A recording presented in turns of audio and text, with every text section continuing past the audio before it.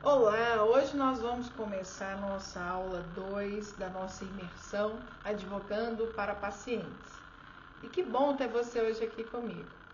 Hoje a gente vai falar de um tema muito importante, mas antes de a gente falar dele, quem lembra da aula de ontem? Vai colocando aqui nos comentários. Ontem nós falamos sobre cancelamento, todos os tipos de cancelamento envolvendo todos os tipos de contratos. Quem lembra dos tipos de contratos? É importante você lembrar porque eles vão ser importantes também aqui para a nossa aula de hoje. Então, nós temos ali os contratos antigos, que são aqueles que foram aderidos anteriormente a 1º de janeiro de 1999 e que não foram adaptados. Essa é uma informação importante que eu acabei não trazendo ontem, mas que é importante mesmo. Então, a partir de janeiro de 1999, os contratos antigos, eles tinham a opção de serem adaptados. Isso dependia dos beneficiários. Aqueles que tiveram os contratos adaptados à nova lei, eles estão abrangidos e protegidos por essa lei. É claro que quem tem um contrato antigo e que não foi adaptado, ele também tem a sua segurança, como, por exemplo, o Código de Defesa do Consumidor, o próprio Código Civil, todos eles traçam ali uma proteção, de certa forma, para esse tipo de contrato. E como vale a lei de vigência, né, daquele contrato, a gente sabe que essas leis é que vão realmente proteger esse contrato. Eu tenho que lembrar que na jurisprudência, né, o entendimento dos tribunais, principalmente do STF, quanto a essa matéria, é de que para os contratos antigos, em relação a reajuste e cobertura, a gente tem uma aplicação direta do Código de Defesa do Consumidor para o que a gente chama de abusividades. Então, fiquem tranquilos, mesmo sendo um contrato de autogestão, para aqueles que são antigos e não adaptados, há uma proteção pelo Código de Defesa do Consumidor. É uma exceção hoje, porque a gente sabe que no STJ já temos uma súmula, a 608, que vai tratar justamente dessa distinção dos contratos de entidades de autogestão e demais planos de saúde. Então, a gente sabe que tem essa diferenciação. A gente lembra que entidade de autogestão é um tipo de plano privado de assistência à saúde. Tem gente que acha que a entidade de autogestão não seria um plano privado, mas é sim, por isso que é possível a gente conseguir fazer migração, por isso que é possível a gente conseguir essa abrangência também para a proteção, né, da própria lei de planos e seguros de saúde, e a gente tem também uma aplicação das resoluções da ANS. Tem planos que são sui generis, porque a gente entende, como aqui em Brasília tem planos que são vinculados ao próprio GDF, e eles acreditam que, por serem editados por portarias, não teriam a abrangência da própria Agência Nacional de Saúde Suplementar, mas as próprias portarias que eles possuem indicam uma referência básica o rol, né, da ANS como um parâmetro. Nós falamos de todos os tipos de cancelamento, lembrando que amanhã nós temos a nossa última aula, vai ser uma aula mais prática para que você consiga fazer a sua primeira petição inicial. Ah, doutora, eu já tenho um certo conhecimento, não há necessidade. Eu falei assim, eu peço novamente a você, se afaste daquilo que você tem por conhecimento e pense que você esteja vendo essa aula como a primeira aula de direito de saúde da sua vida, que vai te ajudar. Mesmo que a gente pense saber de tudo, a gente pode aprender sempre um pouquinho.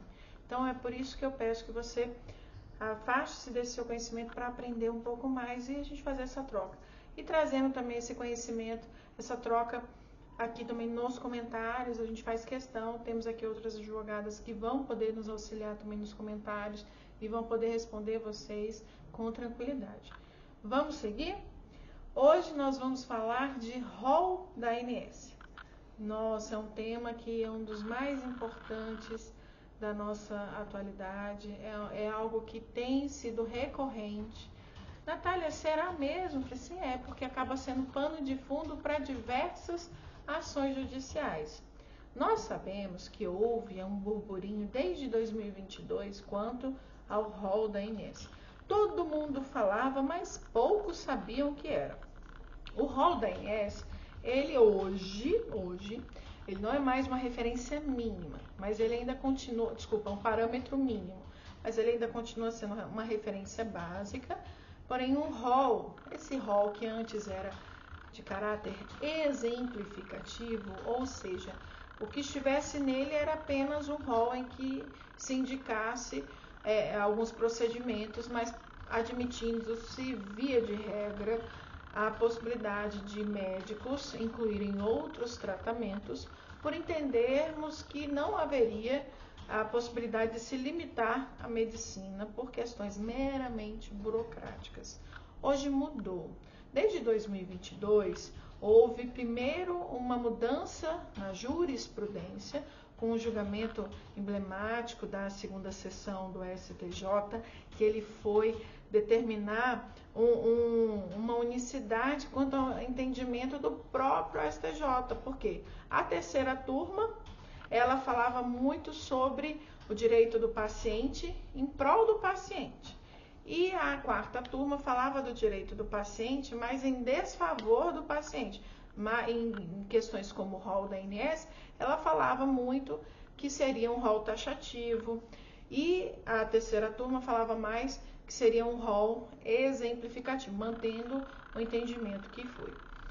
Essa segunda sessão, ela reconheceu que o rol seria taxativo, mas admitindo excepcionalidades, e definiu alguns critérios quanto a essas excepcionalidades, sendo deles sendo um estudo referendado por órgãos regulatórios, tendo também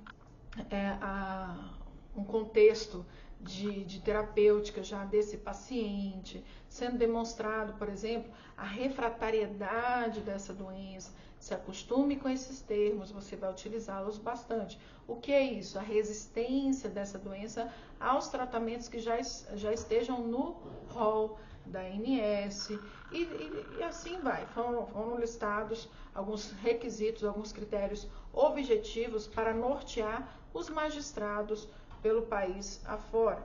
Houve a necessidade de uma mudança legislativa, ela foi motivada por uma medida provisória que havia reconhecido a possibilidade da ANS determinar as suas próprias, a própria lista, né, de procedimento, o próprio rol, se seria ou não taxativo. E essa medida provisória, ela trouxe a edição de uma nova lei que atualizou a Lei de Planos e Seguros de Saúde, que é a 9656 de 98, alterando-a sobre esse aspecto realmente principalmente do rol da ANS, tratando e dando mais autonomia à própria ANS quanto a essas disposições realmente do seu rol, e também delimitando os critérios objetivos em casos em que não haja o procedimento nesse rol da ANS, ou seja, admitiu conforme o entendimento jurisprudencial essa excepcionalidade, mas definiu alguns critérios. Porém, diferentemente dos critérios adotados pela jurisprudência, a lei, ela conferiu a esses critérios uma alternativa. Se não um, o outro. Se não a medicina por evidência, com o estudo já aplicado pelo próprio estudo, uma condução terapêutica aplicada pelo próprio médico, reconhecendo um contexto gradativo da doença, o contexto também de terapias, do que foi feito, o que não foi feito para essa doença, reconhecendo aqui a literatura médica, a medicina por evidência, ou que esse estudo seja feito, seja referendado por órgãos regulatórios, se internacionais, com o suporte ou reconhecimento dos órgãos regulatórios nacionais, reconhecendo como um parâmetro o CONITEC, que é o conselho que vai tratar dos avanços da aplicação, da implantação de novas tecnologias e medicamentos no SUS, e também o NATJUS, que é o núcleo de apoio ao judiciário quanto às medicações, os procedimentos os tratamentos que são prescritos pelos médicos. É uma perícia indireta, digamos assim. Eu tenho as minhas ressalvas quanto a isso, porque na prática e na minha visão, é o judiciário querendo tratar ações que tratam sobre regulação do plano de saúde como ações de erro médico. Se é que a gente possa falar erro médico hoje, porque tem alterado esse termo para erro em procedimento, mas é o que todo mundo conhece atualmente como erro médico. Né? Então, eu tenho as minhas ressalvas quanto ao NATJUS. Vamos seguir. Com essa mudança na legislação, como é que ficaram os processos? Há juízes mais criteriosos que ainda adotam os critérios objetivos do STJ e há juízes que já adotam os critérios da própria lei. E a gente sempre vai defender a lei. Por quê? Porque essa lei ela tem a sua supremacia, ela precisa ser aplicada. Ela foi um avanço. Nós acreditamos que a ANS não tem autonomia para legislar. Por isso a gente sempre vai bater na tecla quanto à possibilidade dessa lei ser mantida com suas exceções, com os seus destaques, mas também trazendo em contexto outros artigos da própria Lei de Planos e Seguros de Saúde, justamente por isso. Porque se eu falo da ANS pura e simples, a gente sabe que tem outros interesses envolvidos e acaba que no âmbito particular, esse paciente só acaba sofrendo por consequência dessas decisões que muitas vezes são políticas. Na prática, como que seria uma ação que tem como pano de fundo o rol da ANS? Ações como medicamentos, né? Se eles estão incluídos ou não no rol da ANS, se eles têm essa diretriz de utilização, se são aplicados para aquele determinado tratamento. A gente sempre faz essa análise. Se não são, quais são os critérios de excepcionalidade? É isso que veio no avanço dessa legislação, né? Esse rol da ANS, que antes era atualizado a cada 2 anos, ele passou a ser atualizado de 6 em 6 meses, implantando novas tecnologias, novos procedimentos e tratamentos, eventos, né, que a gente chama em saúde. E, além de medicamentos, nós temos também alguns procedimentos que têm como causa de negativa o rol da ANS, que são negativas de cirurgias, como a própria anestesia, não digo anestesia em si, mas acaba envolvendo todo um contexto nesse aspecto. Às vezes há um agravamento do quadro, é necessária uma respiração extracorpórea, nem toda respiração, nem todo aparelho está dentro do rol da ANS, procedimentos também de OPMS, procedimentos, instrumentos do próprio ato cirúrgico, né? Eles não conseguem enxergar a cirurgia como ato uníssono, ou seja, quem é capaz de dividir a cirurgia é o médico, só ele é a pessoa competente. Não cabe a nós aqui determinar a separação dessa cirurgia em etapas e acaba que muitas vezes o plano de saúde vai fazer isso, né? E muitas vezes nega porque não estaria no rol da ANS. Muitas vezes um termo diverso do que está no rol da ANS, mas similar, traz essa negativa com base também no rol da ANS. E além disso, nós temos os próprios tratamentos em si, né? Temos também as cirurgias para retirada de catéter, temos as cirurgias reparadoras, temos as de implante mamário, por exemplo, que está expresso hoje na legislação de saúde, mas ainda assim há uma certa resistência quanto a isso. E também diversas outras questões que envolvem o rol da ANS. Então, toda vez que a gente se depara com o contexto de negativa de um plano de saúde pelo rol da ANS, qual é o primeiro passo que a gente tem que verificar? Primeiro, a gente verifica se de fato está ou não no rol da ANS. Lembrando que o rol da ANS é a Resolução 465 de 2021 e ela tem as suas atualizações nos anexos, tem do anexo 1 ao anexo 4, lembrando que o anexo 1 é essa lista de procedimentos que é tão famosa, e eventos em saúde. O anexo 2 vai trazer a diretriz de utilização, o anexo 3 vai trazer aquelas diretrizes mais clínicas, voltado ao direcionamento clínico, e o 4 vai trazer como se fosse o segundo, né? O anexo segundo, o DUT, a diretriz de utilização, mas não se trata mais de diretriz, já se trata de protocolos de utilização. todos eles para tornarem efetivos o anexo 1. O anexo 1 autoriza e os demais anexos vão especificar os tipos de conduções a serem feitas desses procedimentos. Tudo isso para auxiliar os prestadores de serviço de natureza de saúde. O problema é que às vezes uma terminologia está equivocada, um contexto está errado.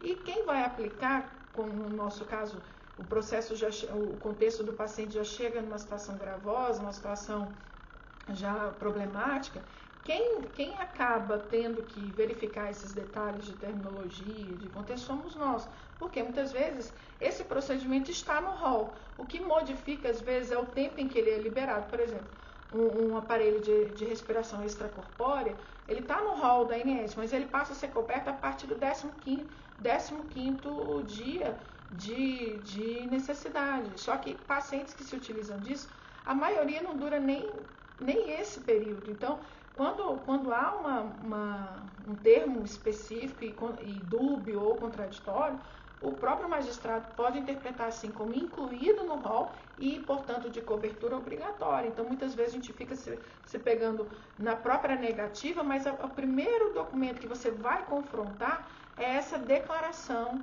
essa guia negada que foi estabelecida para você. Você verifica ela, verifica os termos, confronta com o que está no rol da ANS, verifica se tem esse procedimento lá, ou se é uma situação de medicamento, se esse medicamento se encontra nessa lista e quais os procedimentos. Quando se trata, por exemplo, de medicamento, nós já tivemos casos aqui em que era uma medicação que estava indicada para o tratamento, estava prescrita em bula, estava no manual de utilização e não foi coberta por causa dessa fundamentação, de não estar contida no rol da ANS, sendo que estava. Então, assim, o primeiro documento que você vai confrontar, o primeiro passo é olhar essa negativa. Depois que você olhar essa negativa, você vai verificar se esse procedimento, não estando no rol da ANS, se esse procedimento tem algum precedente judicial. Por exemplo, às vezes você vai olhar na justiça e tem medicamentos que são recorrentes. Aqui nós temos uma lista de medicamentos que sempre tem um paciente ou outro que vai necessitar, principalmente oncológicos. Eles se repetem muito. Os de dermatologia, os oncológicos, os neurológicos são mais os tratamentos, o pessoal do TEA, os tipos de terapia, tudo isso se repete na justiça. Então, não quebre cabeça antes de analisar precedentes que vão te ajudar a amparar a sua fundamentação. Isso se você estiver começando, se você não tiver uma tese do seu próprio escritório, a sua pessoal. E nesse contexto, o que a gente faria logo em seguida? Nos municiaríamos de todo o contexto desse paciente. Se não houver uma indicação no rol da ANS, e depois dessa análise você verificar que existe um outro precedente para te ajudar nessa fundamentação, o que você tem que fazer? Você tem que olhar para o paciente. Você vai olhar para ele e vai falar: o contexto desse paciente é de urgência e emergência? Aí a gente lembra daquela tese da carência. Mas a gente não vai aplicar a tese da carência agora. A gente vai aplicar o termo de urgência e emergência que a gente usaria lá. Parte daquela tese para a tese também aplicada às negativas por rol da ANS. Essa tese de urgência e emergência é facilmente aplicada nas demandas de rol da ANS. A gente sempre aplica de maneira complementar a indicação quando há de que o procedimento seria de urgência e emergência. Sabe por quê? Porque esses procedimentos, segundo a Lei de Planos e Seguros de Saúde, olha lá, artigo 35C, é um artigo que você tem que decorar, não tem jeito. Os seus incisos, o primeiro e o segundo, que vão falar dos procedimentos de urgência e emergência como sendo obrigatórios em sua cobertura. Então, ainda que não estejam lá, eles vão ser obrigatórios. É necessário haver, no entanto, uma certa cautela. Por quê? Porque tem que demonstrar, dentro do relatório médico, que é o seu segundo passo importante, se há, de fato, essa indicação de urgência e emergência. Há médicos que têm resistência de incluir por uma questão de trabalhar já há muito tempo com o plano de saúde. Então, você peça que ele diga a verdade, de fato, o que esse paciente está precisando, se ele necessita desse procedimento. Mas eu vou dar uma dica para vocês. hoje no judiciário está havendo uma flexibilização quanto ao relatório médico. O relatório médico hoje ele não está sendo um garantidor de boas decisões e de processos satisfatórios. É necessário que ele seja complementado, por exemplo, com as indicações da bula, quando for uma questão de medicamento, a própria inscrição da Anvisa não só cite o código da medicação, cite também o protocolo adotado, muitas vezes já indica a associação de medicamentos. Fora também não só essa questão de medicamentos, mas de procedimentos também, indique a necessidade, indique que é um paciente, o histórico desse paciente, o que levou esse paciente a necessitar desse tratamento, se já houve ou não um tratamento anterior a esse que possibilitaria um retardamento nesse procedimento ou possibilitaria a afastar esse procedimento, a aplicação, né, a necessidade dessa cirurgia.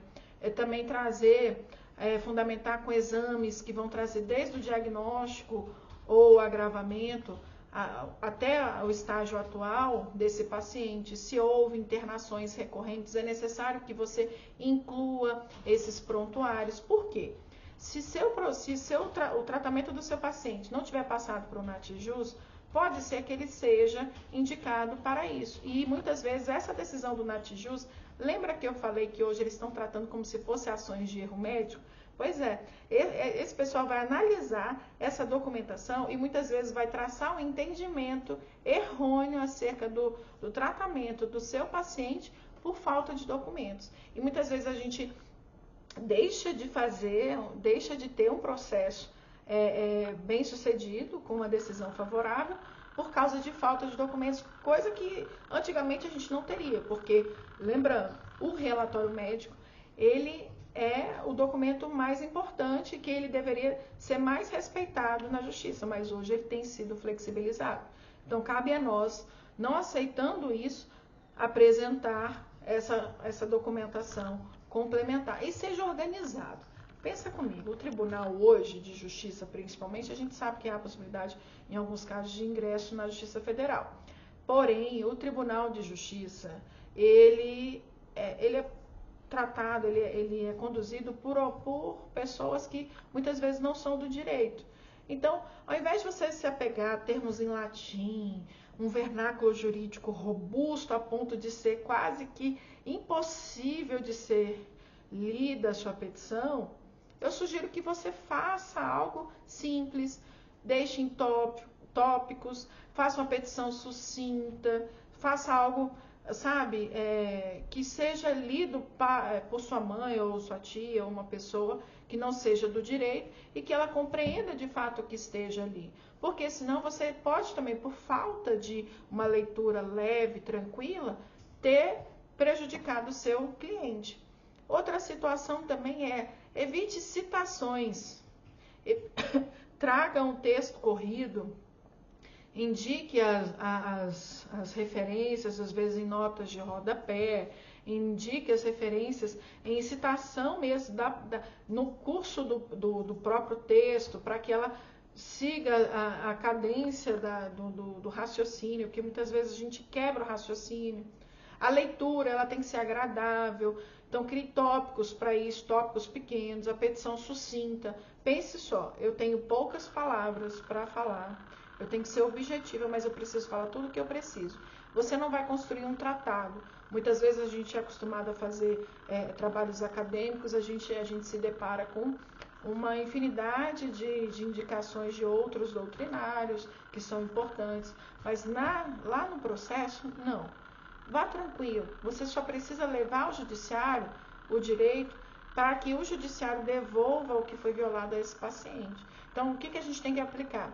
Fazer um bom estudo da doença que está acometendo esse paciente ou a condição. Depois disso, verificar se há um contexto de urgência e emergência. Se não há, verificar também o que está sendo aplicado no direito. Qual é o direito indicado? Comece a entender. Você entendendo essa tese, como você poderia explicar essa tese explicando-a para você mesmo? Dê uma aula para si próprio. Como eu poderia despachar com o magistrado acerca desse caso. Olha, o rol, vamos supor que seja uma tese de rol da ANS, uma questão de medicamento, que é muito comum aqui no meu escritório.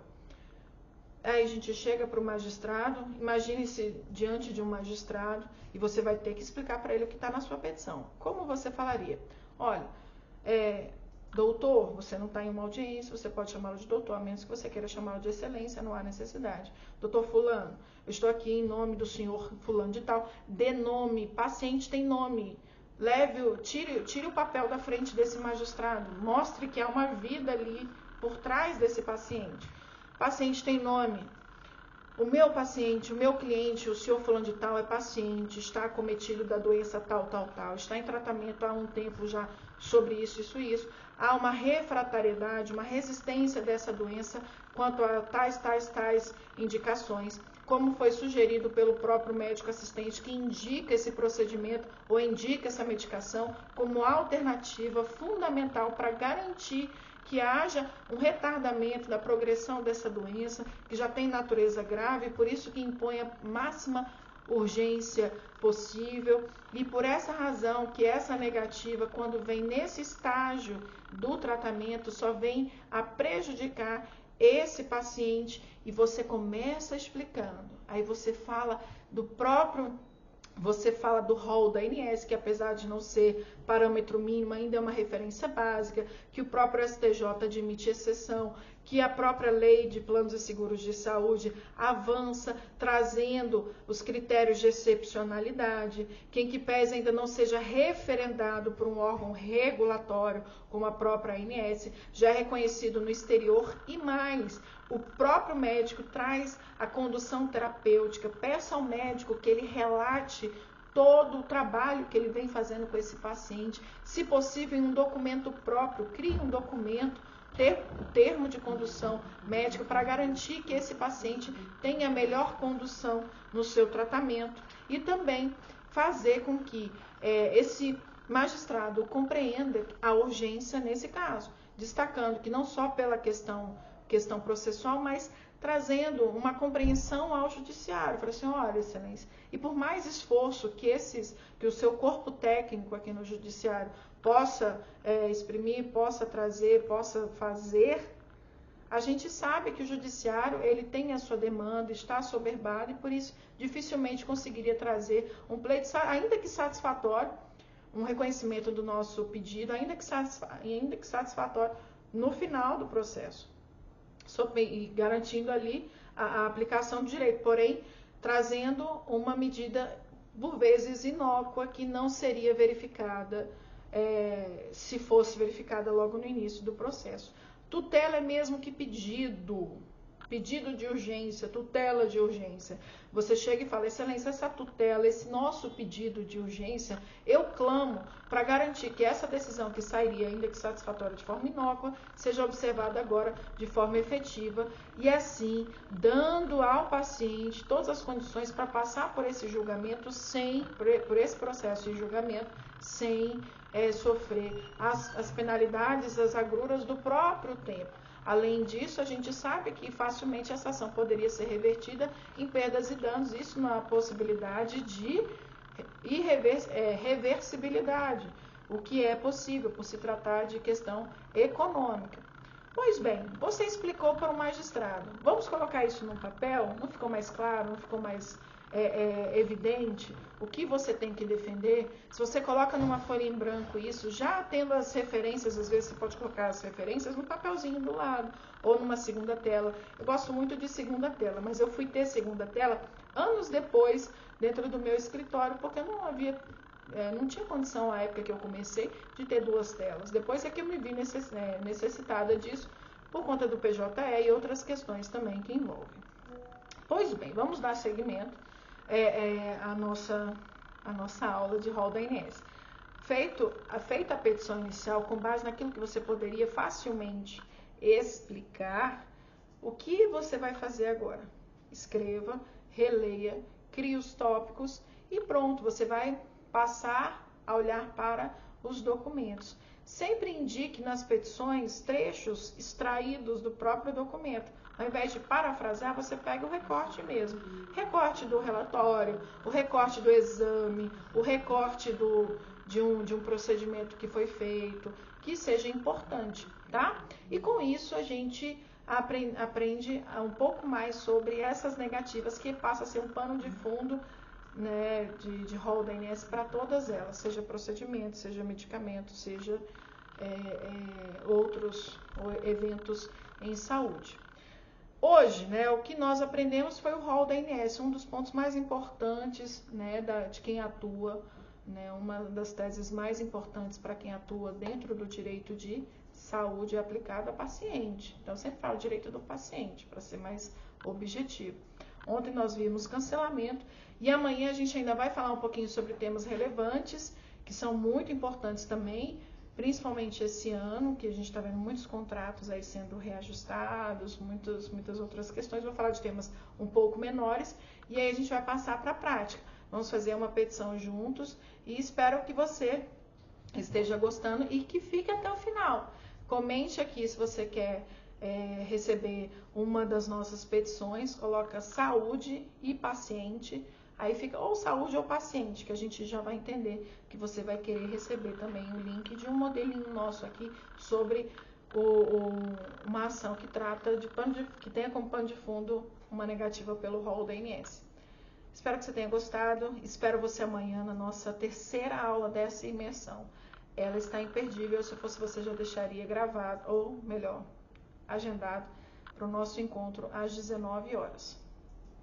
Até mais.